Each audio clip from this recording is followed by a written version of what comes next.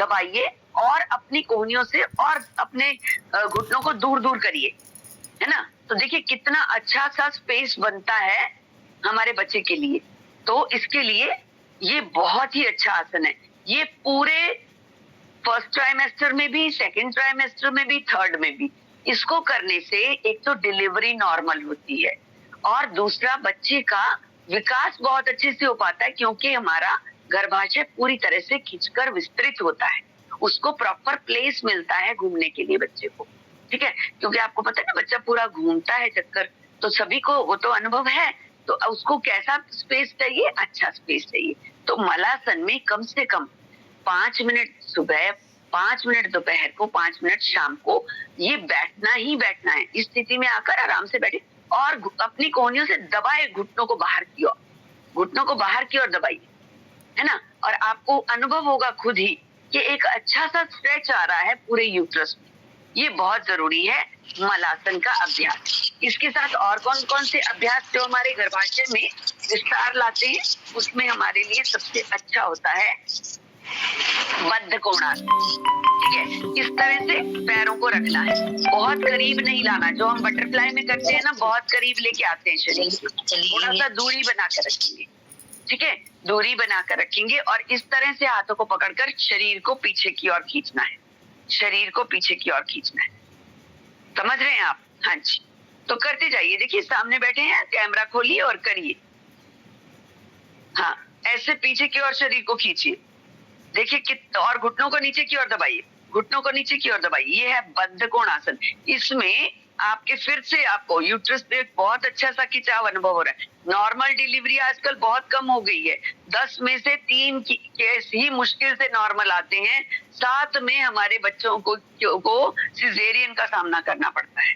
तो उसका सामना ना करना पड़े, उसके लिए ये आसन, मलासन का, बद्ध कोणासन का अभ्यास, जिसमें यूट्रस पर पूरा अच्छे से खिंचाव बन रहा है, वो हमें जरूर करना चाहिए। और भोजन खाने के बाद वज्रासन का अभ्यास डेली करना है हमारी प्रेग्नेंट लेडीज को। वज्रासन कैसे?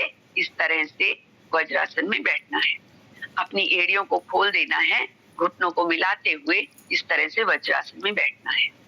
वज्रासन में हर भोजन करने के बाद कम से कम 5 से 10 मिनट बैठेंगे, तो उससे एक तो भोजन ठीक से पचेगा, दूसरा ये स्थिति रीढ़ को सीधा रखती है, श्वास हमारा बहुत अच्छे से अंदर जाता है, ऑक्सीजन इनटेक बढ़ जाता है।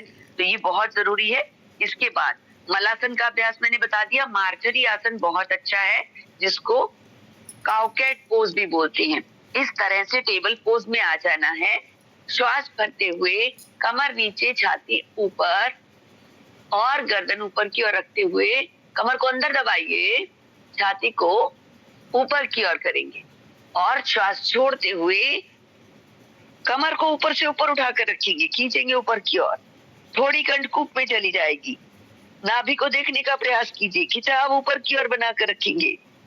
फिर से श्वास भरेंगे, कमर नीचे, छाती ऊपर की ओर, गर्दन से ऊपर की ओर देखने का प्रयास करेंगे, कमर को दबा कर रखते हुए, श्वास छोड़ते हुए कमर ऊपर, थोड़ी अंदर। ये अभ्यास बहुत ही लाभकारी है हमारे कमर दर्द के लिए। बेटियों को कमर दर्द हो जाता है प्रेगनेंसी में, है ना, ये सभी को हम सभी जानते हैं। तो ये कमर दर्द को ठीक करने में मार्जरी आसन का अभ्यास स्लो करना है, बहुत जरूरी, ठीक है।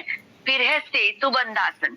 सेतुबंध आसन भी हमारे बेटियों को जब कमर में दर्द होता है उसमें बहुत लाभ करता है, और इसलिए इसमें आप देखेंगे कि जो हमारा वो है ना गर्भाशय, वो भी ऊपर की ओर खिंचता है, तो उसमें भी पूरा खिंचाव आता है। तो आपको पता चल चुका होगा सेतुबंध आसन कौन सा है? लेट के करने वाला। लेट के इस प्रकार से मैं आपको इस स्थिति में दिखाती हूँ। इस तरह से हमने लेट जाना है, पैरों की एड़ियों पर हाथ रखते हुए, श्वास भरते हुए पूरी कमर को ऊपर उठाना है और हाथों को इंटरलॉक करते हुए पूरा ऊपर खींच दीजिए। इस तरह से करने से यूट्रस पर बहुत अच्छा खिंचाव आता है, विस्तार होता है हमारे यूट्रस का। कमर के दर्द में बहुत लाभकारी है। धीरे धीरे वापस आ जाना है। कमर के दर्द में ये आसन बहुत बहुत लाभकारी है, ठीक है। इसके साथ ही साथ हम यहीं पे सुप्त बद्ध कोणासन भी कर सकते हैं। जैसे आपको बद्ध कोणासन बैठ के दिखाया था ना, ऐसे पैरों को मिला लिया नमस्ते की मुद्रा में और ऐसे करके आराम से लेट गए, है ना। अपने घुटनों को थोड़ा सा नीचे की ओर प्रेशर देकर आराम से लेट गए। ऐसा लेटने से मानसिक शांति मिलती है, शरीर को पूरा विश्राम मिलता है और यूट्रस का विकास होता है ना। बच्चे के लिए प्रॉपर स्थान उसको जितना चाहिए उसका विस्तार होता है। तो ये बद्धकोण आसन का नियमित रूप से अभ्यास करें तो बहुत ही लाभ मिलेगा।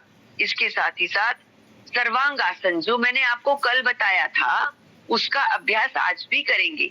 सर्वांग आसन आप सभी जानते हैं करना, तो आपको फिर से मैं करके दिखा देती हूँ। इससे ऊर्ध्व गमन होता है हमारी शक्तियों का और साथ ही साथ इससे थायराइड ग्रंथि प्रभावित होती है। जिनको थायराइड की समस्या है उनको पूरा लाभ मिलेगा। तो मैं आपको इस तरह से अपने मैट को करते हुए करके दिखाती हूँ। तो श्वास भरा और पैरों को ऊपर उठा दिया और कमर को नीचे से पकड़ लिया। इससे हमारा पूरा रक्त का संचार विपरीत हो जाता है। हार्ट को प्रॉपर रक्त मिलता है, मस्तिष्क को पूरे रक्त की आपूर्ति होती है, थायराइड ग्रंथि पैराथायराइड ग्रंथि दोनों एक्टिवेट होती हैं। देखिए कितना अच्छा प्रभाव आ रहा है। जिन बच्चियों को प्रेगनेंसी में थायराइड की समस्या होती है उनको थायरॉक्सिन जो बाजार से मिलती है वो लेने की जरूरत नहीं है। थायरोग्रिड अगर धनिए के पानी के साथ पूरी प्रेगनेंसी में लेती है ना तो उनको साइड इफेक्ट नहीं होगा कोई। बाजार की सिंथेटिक दवाइयां लेने से साइड इफेक्ट आता है। इसमें हम हलासन का अभ्यास भी कर सकते हैं, पैरों को पीछे ले जाते हैं, पैर हमारे पूरे पीछे पृथ्वी पर टच हो जाते हैं और हाथों को ऐसे समानांतर रख लिया जाता है। ये भी बहुत लाभकारी है। पूरी प्रेगनेंसी में आप इसको कर सकते हैं, ठीक है। जितना हो पाए उतना करिए, पर करिए जरूर और बच्चों को करवाइए जरूर। इसका बहुत लाभ मिलता है। इसके साथ ही साथ लंबे गहरे श्वासों का अभ्यास जो है वो बहुत लाभकारी है। हमने अपने यूट्रस का विकास करना है, बच्चों को प्रॉपर तरह से पोषण मिले। पोषण के लिए मैंने आपको बता दिया कि हमें जूस का सेवन करना है। साथ ही साथ जितने भी सिट्रस फ्रूट्स हैं, फलों में हमारे मिनरल्स और विटामिन का भंडार है, तो फलों का सेवन बहुत अच्छे से करना है। खाने से पहले एक प्लेट सलाद की जरूर खानी है, जिसमें खीरा हो सकता है, ककड़ी हो सकती है। मौसम के अनुसार जो भी आपको सब्जी मिलती है उसको काटिए, उसमें थोड़ा सा नींबू निचोड़ना है, बहुत ज्यादा नींबू नहीं डालना, और उसको हल्का सा काला नमक डाल के खाने से पहले एक प्लेट सलाद की जरूर खानी है प्रेग्नेंट लेडी को। इससे आपके शरीर में पोषक तत्वों की कमी नहीं होगी, आपके बच्चे का विकास अंदर बिल्कुल ठीक तरह से होगा। इसके साथ ही साथ जो हम सुबह का रूटीन रख रहे हैं, सुबह की शुरुआत हमारी ड्राई फ्रूट से होनी चाहिए या जूस से होनी चाहिए। जो रात को ड्राई फ्रूट भिगो कर रखे हैं, आप उनको मिक्सी में पीसकर उसमें दूध डालकर एक अच्छा सा ड्रिंक भी बना के पी सकते हैं, या उसको पानी में उबालकर या दूध पानी में उबालकर गर्म मौसम के अनुसार गर्म बनाकर भी पी सकते हैं। अगर गर्मी का मौसम है तो आप उसको ठंडा बनाइए, पर ध्यान रखिए कभी भी बर्फ का उपयोग प्रेगनेंसी में नहीं करना है। बर्फ बहुत नुकसान देती है बच्चे के शरीर को भी और प्रेग्नेंट लेडी को भी। बाद में समस्याएं बढ़ जाती हैं, फिर हम सोचते हैं कि हमने ये गलत काम क्यों किए। ठीक है, तो पहले से ही ध्यान रखना है कि अगर आपको ठंडा भी दूध पीना है तो फ्रिज का ठंडा दूध ले सकते हैं, पर बर्फ नहीं डालना उसमें। ठीक है, अपने ड्राई फ्रूट्स को अच्छे से मिक्सी में अच्छे से क्रश कर लिया, उसके बाद उसमें दूध डाल के मिक्स करके और ले लिया। उसमें आप शहद डाल सकते हैं। चीनी का उपयोग कम से कम कीजिए, क्योंकि चीनी में सल्फर होता है। सल्फर हमारे जोड़ों में जाके बहुत नुकसान देता है, बच्चे को भी बहुत नुकसान देता है, आंखों पर बहुत बुरा इफेक्ट आता है। इसके स्थान पर आप देसी खांड ले सकते हैं, गुड़ ले सकते हैं, शक्कर ले सकते हैं। तो इन चीजों का उपयोग करें। सफेद चीनी बिल्कुल बंद कीजिए। पूरी प्रेगनेंसी में ध्यान रखिए तली भुनी चीजें कम से कम खाइए। तली भुनी चीजें कम से कम खाएंगे। रिफाइंड का उपयोग बंद कर दीजिए। देसी तेल लीजिए, जो कड़वा तेल होता है वो लीजिए, या देसी घी लीजिए। गाय का घी ले सकते हैं, भैंस का घी ले सकते हैं, पर डालडा घी का उपयोग बंद कीजिए। और रिफाइंड का उपयोग तो बिल्कुल घर लाना ही बंद कर दीजिए। है ना? आजकल कैंसर और इन समस्याओं को आप देख रहे हैं ना कितनी कॉमन हो गई हैं। तो उसमें बहुत लाभ मिलेगा अगर आप देसी जो तेल है उसका उपयोग करते हैं। साथ ही साथ बहुत ध्यान दीजिए, हल्की चीजें हमें शाम के समय लेनी है प्रेग्नेंट लेडी को। हल्की चीजों में आप ले सकते हैं, खिचड़ी है, दलिया है, जिसमें आप किनोआ ले सकते हैं। आप इसमें जैसे इडली का उपयोग कर सकते हैं, है ना? इडली भी बहुत जल्दी पच जाती है, सूजी से बना सकते हैं आराम से उसको। तो ये चीजें हल्की होती है शाम के समय, और शाम का भोजन 8 बजे के बाद नहीं करना है प्रेग्नेंट लेडी को, है ना? उससे भारीपन बना रहेगा, रात में नींद अच्छी नहीं आएगी, रेस्ट नहीं हो पाएगा, वॉमिटिंग हो सकती है। तो इसलिए बहुत ध्यान रखिए कि हमें भोजन रात को जल्दी कर लेना है। ब्लड का सर्कुलेशन पूरी तरह से प्रॉपर बना रहे, स्ट्रेस लेवल को मेंटेन रखना है, स्ट्रेस नहीं होने देना। उसके लिए अभी हम प्राणायाम आपको बताने वाले हैं, जो जो प्राणायाम हमने करने हैं।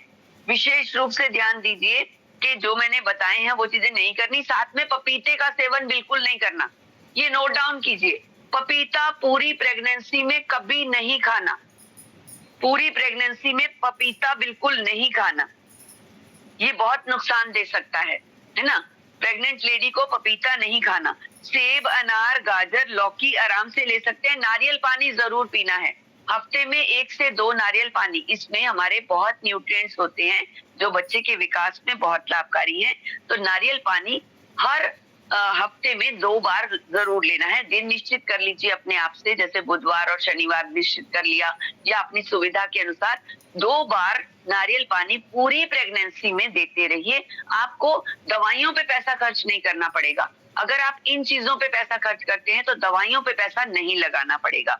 पपीते का मैंने आपको मना कर दिया। टेंशन नहीं लेनी, घर में कलह कलेश नहीं होना चाहिए। टीवी पर हमें अनावश्यक चीजें नहीं देखनी, हमें अच्छे अच्छे सात्विक, देखिए आजकल आप आस्था संस्कार लगाकर बैठ सकते हैं, बहुत अच्छी कथाएं आ रही होती हैं। रामायण की अगर आपके पास रिकॉर्डिंग है, सीडी है, वो लगा के देख सकते हैं।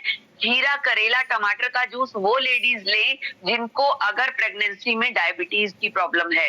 तो दवा लेने से कहीं ज्यादा अच्छा है इन चीजों का उपयोग किया जाए। खीरा, करेला, टमाटर का सुबह सुबह जूस पीने से डायबिटीज नॉर्मल रहेगी, आपको डायबिटीज की दवा का उपयोग नहीं करना पड़ेगा। इसके साथ ही साथ चिरायता और कुटकी का सेवन करना बहुत स्वामी जी बताते हैं जिनको भी डायबिटीज है। तो कुटकी को आपने लेना है या चिरायता को लेते रहना है। गिलोय का सेवन, गिलोय का पानी पीना है, गिलोय का काढ़ा नहीं बनाना, गिलोय का काढ़ा नहीं बनाना। उसको क्रश करके मिक्सी में क्रश कर लीजिए पानी के साथ, या आप उसको हाथ से उसको हमजिस्ते में क्रश कर लीजिए और रात को पानी में भिगो दीजिए उसकी डंडियां 2 लेके, और सुबह उस पानी को छान कर, उबालना नहीं है, छान को पीते जाइए। पूरा दिन उसको पी सकते हैं आप आराम से। इसके साथ ही साथ शीशम के पत्ते, अगर किसी लेडी को हॉट फ्लैशेस की समस्या है, बहुत ज्यादा गर्मी लगने लग जाती है अचानक से, है ना, हॉट फ्लैशेस आने लग जाते हैं, पसीने पसीने हो जाता है पूरा शरीर, तो शीशम के पत्तों का सेवन स्वामी जी बताते हैं बहुत लाभकारी है। जिनको यूरिन की प्रॉब्लम रहती है, यूरिन में इंफेक्शन रहता है, उनको गोखरू का पानी पीना चाहिए पूरी प्रेगनेंसी के दौरान। गोखरू का पानी, अगर आपको यूरिन में इंफेक्शन हो जाता है, ये किसी उम्र के लिए भी हो सकता है, यहाँ हम प्रेग्नेंट लेडी की बात कर रहे हैं। गोखरू का पानी पीना, रात को गोखरू कम से कम 20-25 गोखरू जो ऐसे हाथ में लिए और पानी में भिगो दिए, और सुबह उस पानी को छान के पीना है। हाई बीपी जिनको रहता है उनको भीगे हुए जो वो लेने हैं। साथ ही साथ शंख पुष्पी का सेवन करना है। जिनको हाई बीपी रहता है उनको शंख पुष्पी का सेवन करना है। सिर दर्द और माइग्रेन के लिए भी बहुत लाभकारी ब्राह्मी का सेवन करना है। इसके साथ ही साथ मोती पिष्टी लेनी है। मोती पिष्टी को मलाई के साथ ले सकते हैं या मक्खन में मिलाकर ले सकते हैं, नहीं तो शहद मिलाकर ले सकते हैं। इससे बच्चा भी बहुत अच्छे शांत स्वभाव का होगा और माँ को भी क्रोध नहीं आएगा पूरे प्रेगनेंसी में। क्या लेना है? मोती पिष्टी, शंख पुष्पी और ब्राह्मरी। मन को शांत रखेगा, क्रोध को नहीं आने देगा। ठीक है। धनिये का पानी पीना है थायरोग्रिड के साथ, अगर आपको थायराइड की समस्या है। थायरोक्सिन नहीं लेनी, सिंथेटिक थायरोक्सिन का कुप्रभाव आपके बच्चे पर आएगा। बाद में किसी को पीलिया हो जाता है, किसी बच्चे को शुरुआत में ही, किसी किसी को और प्रॉब्लम्स हो जाती हैं। तो वो आपको नहीं होंगी अगर आप धनिए के पानी के साथ थायरोग्रिड लेते हैं तो, ठीक है। और साथ ही साथ अगर थायराइड है तो हमें उज्जयी प्राणायाम का अभ्यास करना है, जो अब अभी हमें बता रहे हैं। मैं सिर्फ लिखने वाली चीजें आपको इसलिए बता रही हूँ कि आप नोट डाउन कर लीजिए, बाद में हम प्राणायाम करने बैठ जाएंगे। इसके साथ ही साथ अगर आपको रैशेज आते हैं, पेट पर बहुत खारिश होती है, क्योंकि विस्तार होता है हमारी मांसपेशियों का, जैसे जैसे समय बीतता चला जाता है तो उस पे पेट पे बहुत खारिश आती है। तो एलोवेरा जेल, अगर आपके घर में ताजा एलोवेरा लगा हुआ है तो छील कर उसका गूदा निकाल के कद्दूकस करके अपने कटोरी में रख लीजिए। उसको हाथ से धीरे धीरे मलते रहिए। उसको जब भी आपको खराश हो, खराश उंगलियों से नहीं करनी, नाखूनों से नहीं करनी, उससे परमानेंट बॉडी पे निशान पड़ जाते हैं, पेट पे निशान पड़ जाते हैं। उसकी अपेक्षा हमने एलोवेरा जेल का उपयोग करना है, या अगर आपको फ्रेश नहीं मिलती तो आप जो स्वामी जी का हरी ट्यूब आती है एलोवेरा जेल की, वो लेके उसको लगा दीजिए। आपकी अग्नि जैसे शांत हो जाती है, जैसे किसी ने जलती हुई आग पे पानी डाल दिया हो, इस तरह से एलोवेरा लगाते ही एकदम खुजली शांत हो जाती है। ये आप सामान्य रूप से भी करके देख सकते हैं। कभी भी आपको ज्यादा रैशेज आ रहे हो, खुजली आ रही हो, तो एलोवेरा जेल का उपयोग करते ही एकदम ठीक हो जाती है। खाने में आपको गेहूं की रोटी कम से कम करनी चाहिए, मिलेट्स की रोटी खानी चाहिए, जिसमें आप गेहूं के बजाय मक्का, बाजरा, ज्वार की रोटी ले सकते हैं। इससे हीमोग्लोबिन भी ठीक बना रहता है, आपके अंदर रक्त की आपूर्ति ठीक बनी रहती है। मिलेट्स की रोटी खाइए, है ना। तो मिलेट्स जो पुराने समय में हमारे से जो चली आ रही हैं, इसमें हमने मेथी का उपयोग करना है, हरी सब्जी का उपयोग करना है। आप इसमें आटा गूंथते समय इसमें आप मेथी काट कर डाल सकते हैं, पालक काट कर डाल सकते हैं, ठीक है। बहुत अच्छा इसका मतलब रोटी बनती है। इसके साथ संतति सुधा, पूरा ड्यूरेशन अगर आप लेते रहते हैं तो नॉर्मल डिलीवरी होगी, बच्चे का विकास बहुत अच्छे से होगा। संतति सुधा ये हमारे बच्चे के विकास को भी बहुत वो देती है। नारी कांति का सेवन आप कर सकते हैं। नारी कांति का सिरप भी है और वटी भी है, दोनों का सेवन आपने करना है। इससे आपको बीच में कभी भी बच्चा जैसे इमेच्योर नहीं होता।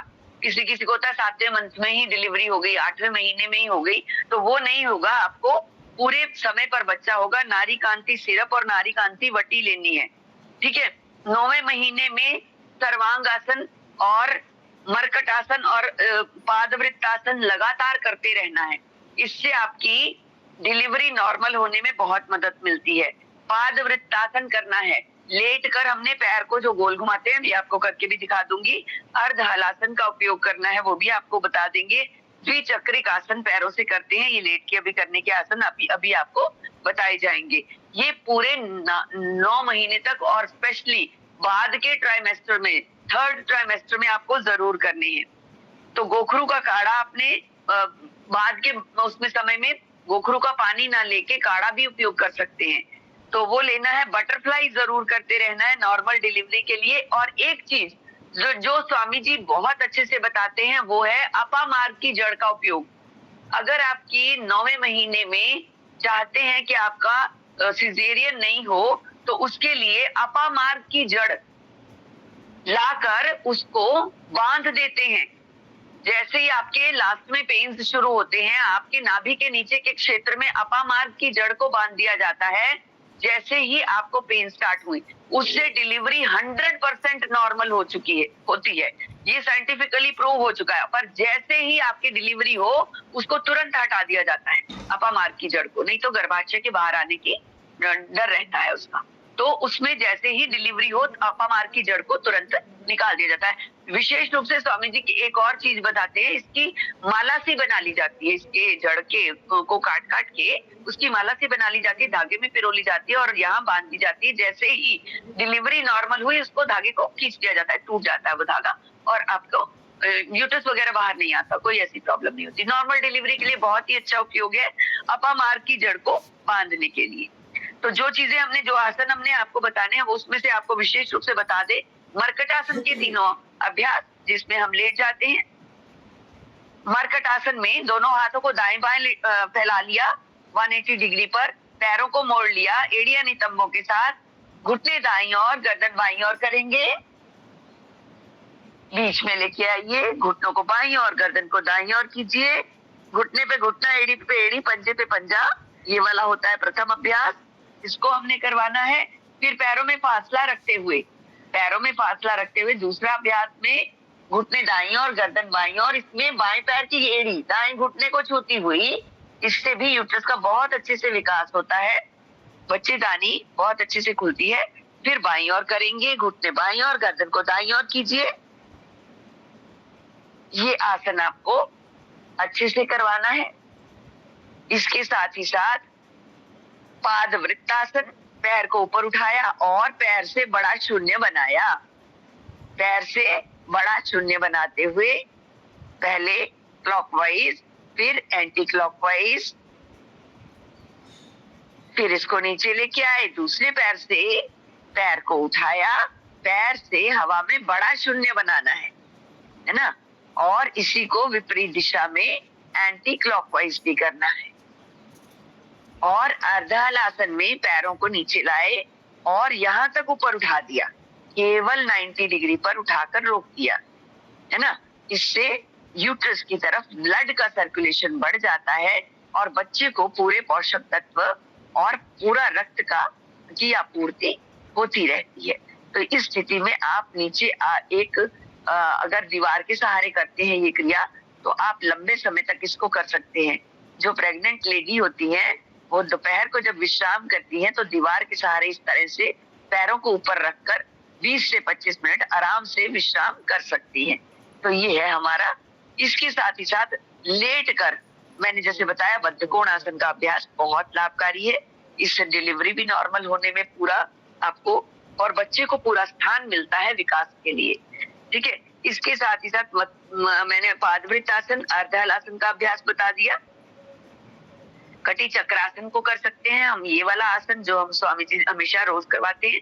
पैरों को खोल दिया, इस प्रकार से लगातार करते रहना है ना। ये आसन आपको लगातार करते रहना है। कमर में भी बहुत अच्छा इफेक्ट आता है, साथ ही साथ यूट्रस पे भी बहुत अच्छा प्रभाव पड़ता है। ठीक है, ये हमारे आसन है। और इसके साथ ही साथ मन को प्रसन्न रखना है और जो प्राणायाम अभी हम बताने वाले हैं वो जरूर करने हैं। प्राणायामों में हमने जो निर्देश दिया, कपालभाति, अग्निसार क्रिया और त्रिबंध का अभ्यास नहीं करना है। श्वासों को लंबा भरना है, जिसमें आप पहले सीधे बैठ जाइए। अभी देखिए प्राणायाम सभी सामने बैठकर करेंगे। सबके कैमरास ऑन हो जाने चाहिए। सबके कैमरास प्लीज ऑन कर लीजिए।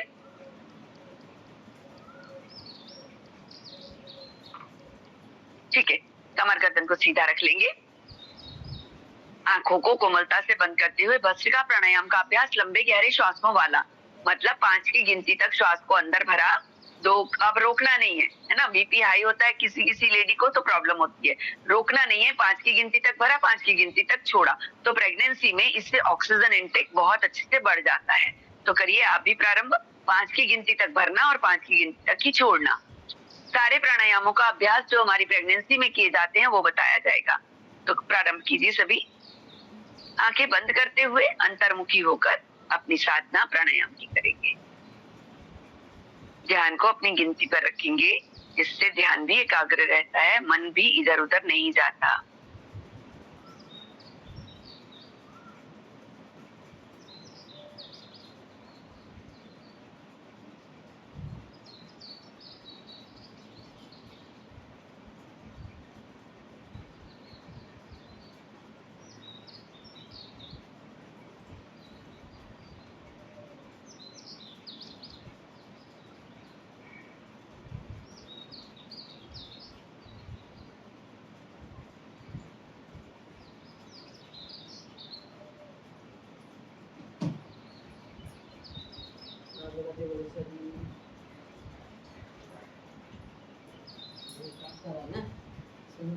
तो इसलिए अभी टाइम लगेगा उनको आने में, समझ कर रखना।